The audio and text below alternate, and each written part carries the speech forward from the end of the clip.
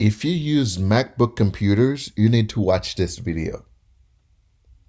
In this video, I'm teaching you how to remove backgrounds and images with your MacBook without installing any third-party apps.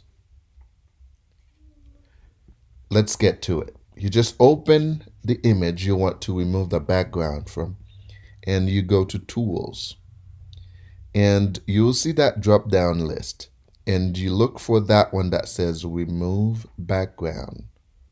And then you select it.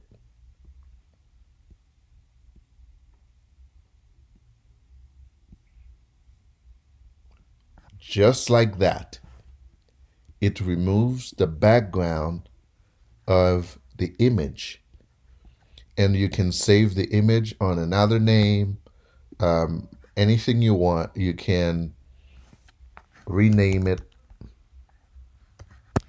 no background, for example.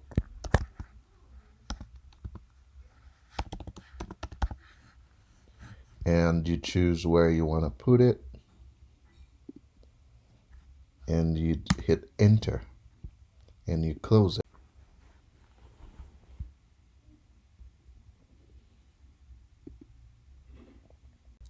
That was one of two ways you can remove backgrounds on images using your MacBook.